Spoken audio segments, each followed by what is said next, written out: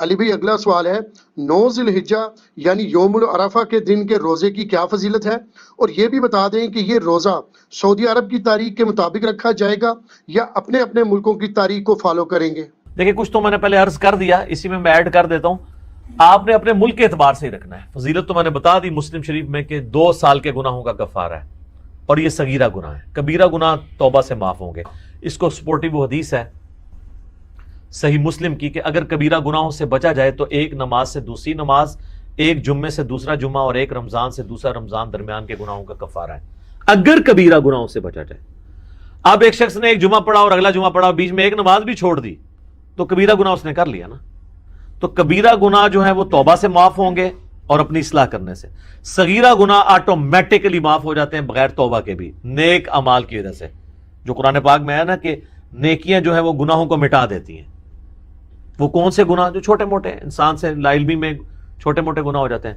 یہ علیحدہ بات ہے کہ آلموسٹ جتنے گناہ ہیں وہ کبیرہ ہی ہیں جن سے توبہ کیے بغیر چارہ نہیں ہے. بخاری مسلم سے کم از کم میں نے 20 گناہ، اور قرآن پاک میں بھی سمجھ لیں 8-10 گناہ تو آئے ہوئے ہیں. شرک، ماں باپ کی نافرمانی، قتل نہ حق، زنا، یہ تو قرآن میں ہے. شراب نوشی، جوا، جادو، یہ وہ سارے بڑے بڑے، غیبت، چغلی، وعدہ خلافی، آلموسٹ جتنے گناہ آپ کو نام آپ لے سکتے ہیں وہ سارے کبیرہ گناہ ہی ہیں. تو ان سے آپ نے اگر بخشش کروانی ہے توبہ اور اپنی اصلاح کرنے سے، صرف توبہ کرنے سے کام نہیں چلنا، اس کی توبہ کا طریقہ ہی اپنی اصلاح ہے. تو یہ صغیرہ گناہوں کے اگینسٹ ہے. وہ اکثر لوگ اعتراض کرتے ہیں جی گزشتہ اور آئندہ کے لیے ایک کہ جی آئندہ کے گناہ بھی معاف ہو جائیں گے. وہ آپ جن گناہوں کی معافی سمجھ رہے ہیں نا وہ تو اس سے ہونے ہی کوئی نہیں ہے. وہ تو ویسے ہی نماز پڑھنے سے آئندہ کے گناہ تو معاف ہوں گے ایک فضیلت کے طور پہ. اسی لیے بعض محدثین نے اس کا ترجمہ یہ کیا ہے کہ 2 سال کے گناہوں کا کفارہ ہے. ٹھیک ہے، تو یہ با محاورہ بھی بات ہو سکتی ہے، تعویل اس کی بھی کی جا سکتی ہے. رہا کہ سعودیہ کے مطابق کرنا ہے تو یہ تو ان 15-20 سالوں کی ایک زیادہ مصیبت ہے. ادروائز اگر آپ 8 سے 40-50 سال پہلے جائیں، جب یہ سیٹلائٹ ٹی ویز کا سلسلہ ہمارے علاقوں میں یہاں شروع نہیں ہوا تھا، ریئل ٹائم ڈیٹا نہیں آتا تھا، تو اس وقت تو ہمیں پتہ ہی نہیں ہوتا تھا کہ آج سعودیہ میں یوم عرفہ ہے یا نہیں ہے. تو اگر پہلے آلموسٹ 1400 سال کے مسلمان اپنے اپنے علاقوں کے مطابق یوم عرفہ کو لے کے چل رہے ہیں، تو اب بھی وہی آپ شریعت بدل تو نہیں جانی ہے. اس میں زیادہ رسک ہے کہ کوئی کہ جی میں سعودیہ کے مطابق رکھوں گا کیونکہ اس وقت ہے. تو بخاری مسلم میں حدیث ہے کہ حاجیوں کے اوپر تو یوم عرفہ کا روزہ ویسے ہی نہیں ہے. نبی الاسلام حج کے دوران صحابہ نے آپ کو پیالہ مشروب کا پیش کیا، یہ چیک کرنے کے لیے آپ نے روزہ تو نہیں رکھا، تو آپ نے پی لیا تو صحابہ کو پتہ چل گیا کہ غیر حاجی کے لیے روزہ، حاجی کے لیے نہیں ہے. ایون یہ سیٹلائٹ ٹیکنالوجی جب تک نہیں تھی تو مکے کے اندر جو لوگ تھے ان کو یہ آئیڈیا تھا، مدینے والوں کو بھی نہیں پتا ہوگا کہ مکے کا کب بن رہا ہے یہ سلسلہ یوم عرفہ کا، اگر ان میں آپس میں ڈفرنس آ جاتا ہے. آج چونکہ ریئل ٹائم ڈیٹا آ رہا ہے اس لیے یہ فتنے بھی زیادہ کھڑے ہو رہے ہیں جی سعودیہ کو دیکھیں گے، سعودیہ کو دیکھیں گے، سعودیہ کو دیکھیں گے.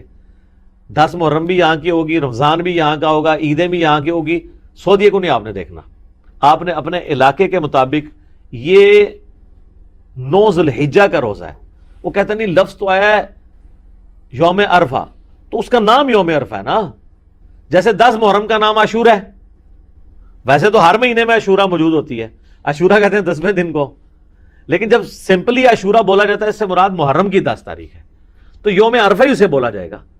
تو اس لیے آپ نے اپنے علاقے کے مطابق اس کو لے کے چلنا ہے. اور باقی اس میں علم الکلام اور پھکی والا جواب یہ ہے کہ آج سے 40-50 سال پہلے تک تو آپ کی شریعت ہی پھر یہ والی لاگو نہیں تھی جو آج آپ نے امت کے اوپر لاگو کر دی ہے. تو پہلے 1300 سال کے مسلمان جس شریعت کو فالو کر رہے تھے، ہم آج بھی اسی شریعت کو بہتر سمجھتے ہیں فالو کرنے کے اعتبار سے. دوسرا یہ ہے کہ امریکہ میں جس وقت دن ہوتا ہے تو سعودی عرب میں رات ہوتی ہے. سعودی عرب میں جب یوم عرفہ آنا ہے تو امریکہ میں تو اس وقت رات ہوگی. وہ کہتے ہیں نہیں جب وہ وہاں پہ داخل ہو رہا ہوگا تو داخل تو دن پھر یہاں سے داخل ہونا شروع ہوتا ہے نا. زمین تو آپ کو پتا ہے نا مشرق سے مغرب کی طرف روٹیٹ کر رہی ہے، اس لیے مشرق میں پہلے سورج نکلتا ہے. پہلے سورج نکلے گا مشرق میں، آپ جائیں گے آسٹریلیا کی طرف چلے جائیں تو پہلے سورج طلوع ہو رہا ہے ہم سے، پھر اس طرح کرتے کرتے کرتے جب ہمارا طلوع ہوتا ہے تو ہمارے سے 2 گھنٹے بعد سعودیہ کا ہوتا ہے. تو دن تو وہی ٹریول کر رہا ہے نا اس اعتبار سے. تو اگر آپ اسپیسیفکلی دیکھیں تو دن پہلے، لیکن وہ چاند کی تاریخوں کا اعتبار چونکہ علیحدہ ہوتا ہے، اس کے اوپر بھی میرا رویت ہلال کے اوپر اور چاند دیکھنے کے مسئلے کے اوپر، مون سائٹنگ کے اوپر ویڈیو کلپ ریکارڈڈ ہے. مختصر یہ ہے کہ آپ اپنے علاقے کے مطابق رکھیں گے، اور کل کو اگر آپ نے یہ کہنا ہے کہ ہم نے وہاں دیکھنا ہے تو پھر آپ میں سے کوئی ایک اور بندہ اٹھے گا، وہ کہے گا جی یہ جو آپ پھر عید کر رہے ہیں پھر وہ بھی سعودیہ کے مطابق کریں، کیونکہ اصل تو وہ جو ہے وہ حج کی رسم باقی رکھی گئی ہے، تو حج تو وہاں پہ ہو رہا ہے، یہ پھر اگلی فقی ہے. اسی طریقے سے وہ جو مولا علی علیہ السلام کا میں نے بتایا سنن کبریٰ البیہقی اور مصنف ابن ابی شیبہ سے کہ وہ 9 ذو الحجہ کی صبح سے لے کے فجر سے لے کے 13 کی عصر تک تکبیرات پڑھتے تھے، تو آپ پھر کہیں گے جی وہاں تو تکبیرات شروع ہو چکی ہوئی ہیں، تو وہ تو پھر آپ کو 8 کو شروع کرنی پڑیں گی یہاں، اور ایک دن پہلے ختم کرنی پڑیں گی. ایک فائدہ ہو جائے گا کہ جنہوں نے یہ سیاپا ڈالا ہوا ہے نا، وہ آج کی ان کو قربانی جو ہے وہ 3 دن پہ آ جائے گی، کیونکہ اتنے جو چوتھا ہونا ہے نا اتنے تیسرا ہونا ہے. تو چلو قربانی اگر اس میں 3 دن آندی ہے تو سٹارٹ تو ظاہر احتیاط سے نہیں کریں گے نا، وہ ایک جیسے زور احتیاطی انفی پڑھتے ہیں نا، تو وہ کہیں گے پہلا دن احتیاطی ہو گیا کہ ہم مسلمانوں کے ساتھ عید کر لیتے ہیں. تو یہاں جب چوتھا دن ہو تو ان کو اس وقت چوتھے دن بتایا کریں گے سعودیہ میں تو آج 5واں دن چل رہا ہے تو آج قربانی نہیں ہو سکتی، تو آپ نے کرنی ہے ادھر جا کے کریں، وہ بھی خیر ضعیف روایت ہے. ٹھیک ہو گیا جی، جزاک اللہ. علی بھائی اگلا سوال ہے، ایام تشریق یعنی 10، 11، 12 اور 13 ذو الحجہ اور یوم عرفہ یعنی 9 ذو الحجہ کو پڑھی جانے والی تکبیرات کے الفاظ بتا دیں. الفاظ میں نے پہلے بتا دیے ہیں، المصنف ابن ابی شیبہ میں، مصنف عبد الرزاق میں، سنن کبریٰ البیہقی میں تابعین سے مختلف الفاظ ملتے ہیں. یہ بھی ملتا ہے اللہ اکبر کبیرا والحمد للہ کثیرا وسبحان اللہ بکرۃ واصیلا، اور یہ بھی ملتا ہے اللہ اکبر لا الہ الا اللہ واللہ اکبر وللہ الحمد، سبحان اللہ والحمد للہ ولا الہ الا اللہ واللہ اکبر. صرف اللہ اکبر بھی کہہ لیں تو یہ تکبیر ہی ہے. تو آپ کوئی بھی الفاظ استعمال کر لیں تو آپ اس سنت کے اوپر عمل کر لیں گے.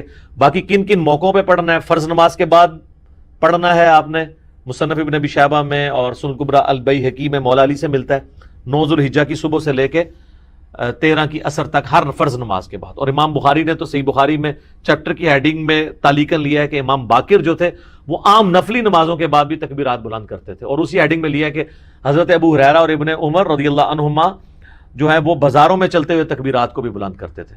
تو یہ سارے وہ مواقع ہیں جس پہ آپ نے تکبیرات بلند کرنی. ایون آپ عید کی نماز پڑھنے کے لیے جا رہے ہیں تو آپ تکبیرات کو بلند کریں. اور صحیح بخاری میں آتا ہے کہ نبی علیہ السلام راستہ بدلتے تھے، جاتے وقت عیدگاہ کا راستہ اور ہوتا تھا، واپسی پہ اور ہوتا تھا. اور چھوٹی عید کے لیے جاتے تھے تو کچھ میٹھا کھا کے جاتے تھے، صحیح بخاری میں آتا ہے. ترمذی میں آتا ہے کہ چھوٹی عید کے لیے کھا کے جاتے تھے اور بڑی عید کے لیے واپسی پہ آ کے کھاتے تھے. اس میں یہ سنت ہے کہ خالی پیٹ جایا جائے. ٹھیک ہو گیا. جزاک اللہ.